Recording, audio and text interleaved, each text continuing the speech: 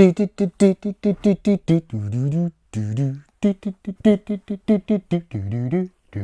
boom.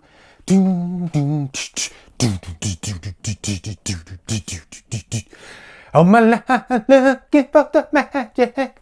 I've been looking for the magic in my eye. Oh, oh, oh, ah. Let's review You're Next.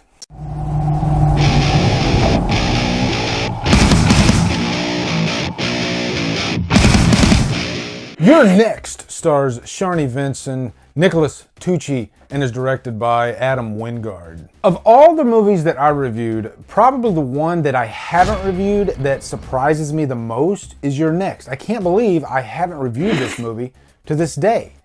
And it happens to be like one of my favorite slasher movies of the last decade. It's that good. I don't know why I haven't gotten around to it, but here we are, finally. And I have to give a big shout out to one of my newest patrons, Brett Stewart. He requested this movie. If you are of a certain tier on my patron page, then you can request a review in your honor. And he said he would actually like me to do either this one or 7.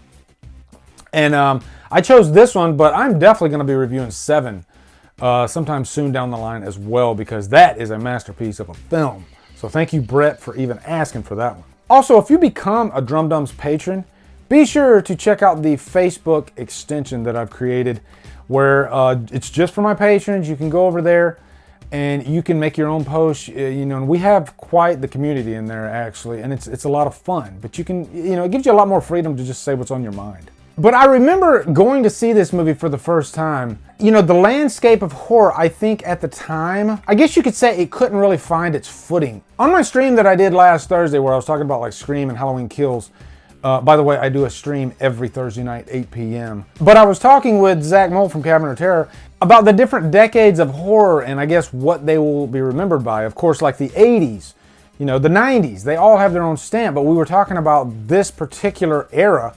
And I brought up You're Next. You're Next is so good. It doesn't copy or borrow from really anything. Of course, it has a little bit of like that synth score in it. But for the most part, it's its own thing. It definitely forms its own voice. It's a great slasher movie. At the end of the day, it's just a solid slasher movie. And I felt bad for the movie because there's not too many like it that, 10 years from now, we can look back and say this era of horror, you had You're Next and this and this and this and this. I mean, I could be wrong, but when I think of the 80s, I can think of at least a dozen movies that just pop right out. Same thing with the 90s. I can think of at least like maybe 5, 6 big movies, but they all felt like the 90s. Does You're Next feel like any particular generation? I don't know, but I think that's a good thing. But first off, quick plot synopsis. Sharni Vinson plays Erin. She has this boyfriend played Crispin. And they're going to visit Crispin's parents. They're having this big family reunion, get together. So the whole movie takes place in this one house, actually. And so this movie spends a good portion at the beginning, brilliantly, by the way, letting you really get to know all the characters, this family. Drake is probably one of my favorite characters of the family. He's just really funny. Whoever's the fastest runner, who is that? I'm the fastest, but I got this fucking arrow like that. Adam Wingard really knows how to write good comedy dialogue in serious horror movies. He did a really good job with this one. The Guest is another one where he really has a way with his characters and his dialogue. But as it's going along, of course, they're all sitting around the dinner table and they're all chatting, and all of a sudden this little bit of an argument breaks out. And this is very common with families at dinner tables. These two brothers start having an argument. And I think this was the right way to do the scene because, of course, this arrow comes through the window and it kills this sister's husband. He gets up because he sees something. That's Ty West, by the way, the director. But he gets killed. And so you're so caught up in this tension between these two brothers fighting with each other that you don't even have a second to process what just happened. This guy died, which is a great choice by a writer, to really get you involved in the scene. And so the rest of this movie, this family is caught in this nightmare. And luckily, Thank God for them and thank God for us. Erin happens to be the female Rambo, the most badass final girl I think I've ever seen. We're definitely going to have a nice portion of this review to talk about Erin. But yeah, that's pretty much what the rest of this movie is. Of course, there is this twist that happens in the final act of the movie. And so this movie just always keeps you on your toes, you know? So before we go any further, I've gotten the plot synopsis out of the way. This will be a spoiler review, okay? Because I'm definitely going to talk about that twist that happens in the third act. And this movie's so good that it doesn't even need a twist, you know? It's not that hard to please slasher fans if you give them a few things. Great kills, some fun characters, and the occasional TNA. Speaking of TNA, the very beginning of this movie is irresistible, actually, because there's that song, Looking for the Magic by the Dwight Twilley Band. I think I said that right. But I remember after seeing this movie for the first time, I immediately went and downloaded the song. The song is just that infectious. And I think when horror movies use songs that kind of juxtapose the actual vibe of the movie, take, you know, Mr. Sandman from Halloween 2. For some reason, it just makes that song creepy. This song, I think, is perfect for this movie, and it plays a few times throughout, actually. It makes an already great movie even better, and more importantly, more memorable. Every time I think of You're Next, the first thing that pops in my head is that song. But you have this guy and this girl, they're having sex, and he goes downstairs, and he's standing in front of this window. And one of the killers gets him with the machete.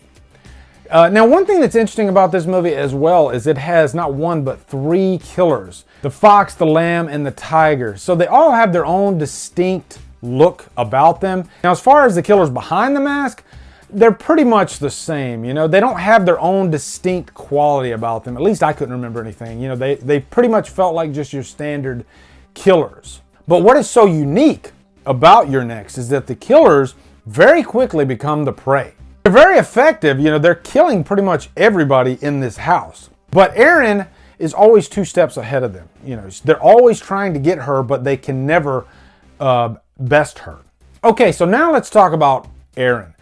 This is such an irresistible character. She was likable immediately, even before the action started happening, you know, just getting to know Erin. There was just something so likable about her. She has that girl next door quality to her. But I think she's so effective because you don't really see how dangerous she is until, you know, she kicks into gear. But as soon as that arrow comes through that window, you know, at that dinner scene, Erin goes right into survival mode. She starts telling everybody, you go here, you go here. You see her like crawling under the table. Immediately she goes into like tactical mode in her brain, you know, just trying to figure out, what do I need to do? I need to lock all the doors. I need to lock all the windows. If I have time, I'll set up booby traps. She's doing like first aid. I mean, everything that you can possibly imagine. And, you know, they back it up. There's this one little scene where the character Z, she asks Erin, how do you know all this stuff? And, you know, she was raised by a father that was a survivalist. And he taught her all this stuff growing up. And it surprised me that we hadn't seen too many characters like Erin in slasher history that often. You know, of course, we've had some great final girls who kick ass. I mean, you know, you take like Nancy in Nightmare on Elm Street. But Erin is on another level. This is a character that is really, really prepared. And I'll even say not to be fucked with at all. Oh! Oh! Oh!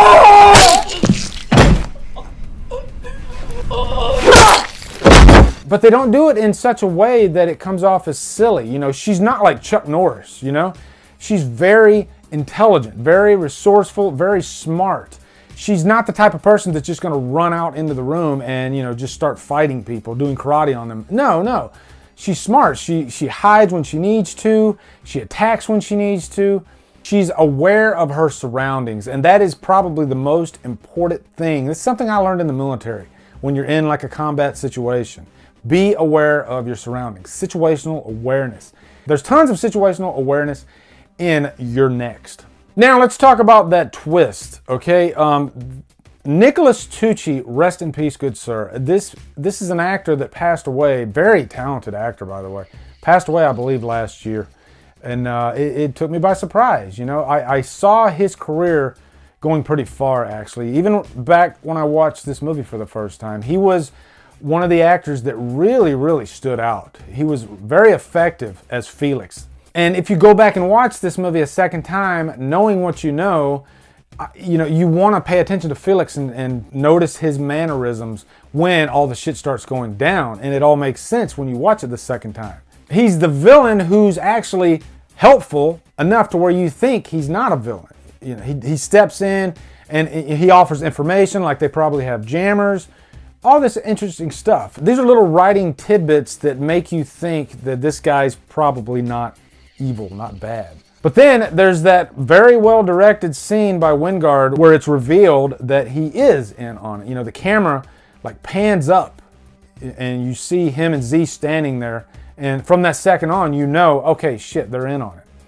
And poor Erin, she doesn't know that, which is great. I love horror movies where we know something that the main character doesn't know. And Erin doesn't know that Z and Felix have planned this whole thing to basically get rich off their own parents. To make matters even worse, her boyfriend, Crispin, the coward, actually leaves and then comes back at the very end of the thing. Now, I'm not gonna lie, one thing I really love about You're Next is how crazily bloody it is. It does not hold back in the horror department whatsoever.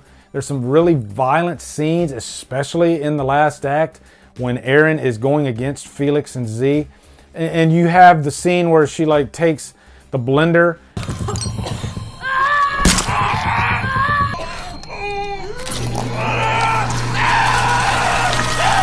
thrusts it over Felix's head. I mean, there's a lot of crazy graphic stuff in this movie, which makes it a lot more fun. But also there's some like really creepy scenes. Like you have the scene later where Erin goes to the other house to, I think, borrow some sugar or something like that. And you see the already dead guy just sitting there on the couch. And it's just a really creepy image. And then you got the clothesline kill with the sister. She's running and you don't suspect it whatsoever. They're going to open the door and she's going to run out. And of course, she almost gets decapitated. I mean, she runs right into this freaking clothesline and it slits her throat. It's like Adam Wingard just had this toolbox of just different great horror anecdotes to sprinkle throughout the movie. Works very well. And one more thing I have to discuss about this movie is the awesome score. Like, there's so many different musical cues throughout this movie. It's not very repetitive, which is nice because I've seen a lot of horror movies where you have a nice little musical cue, but they just constantly repeat it. Like Hellfest is a great example. I know I constantly rag on Hellfest, but there's a lot to rag on. The score, you have that one little cue that's nice, but they just repeat it through the whole movie. This one, I can think of like 4 or 5 different parts of the movie that have some really great musical moments that just add to the scene, add to the tension. Really, sometimes they just get you pumped up, and that's really what you want in a horror score. You want to get the heart pumping, and this one's very effective. Guys, in the end, I have to give You're Next a Trapped on a Freaking Island. It is such a balls-to-the-wall, kick-ass slasher movie. It doesn't fall victim to all the millennium horror tropes that we see. And look, I don't dislike millennium horror movies. They're fun. They're shiny. This is not that at all. This movie is just, it's almost like a love letter to what great slashers can be. And like I said, it forms its own voice. It doesn't feel like an 80s movie. It feels like part of its time. And more importantly, it's just very well made, very well directed by Adam Wingard. So anyway, guys, your thoughts on You're Next. Looking forward to hearing them. Also, be sure to come over to Killer Flicks where we talk horror all day and every day. And on Fridays, we do Free For All Fridays. Follow me at Drumdums on Facebook, Twitter, Instagram, and Letterboxd. Anyway, guys, thank you so much for watching. Have a great day and Drumdum out.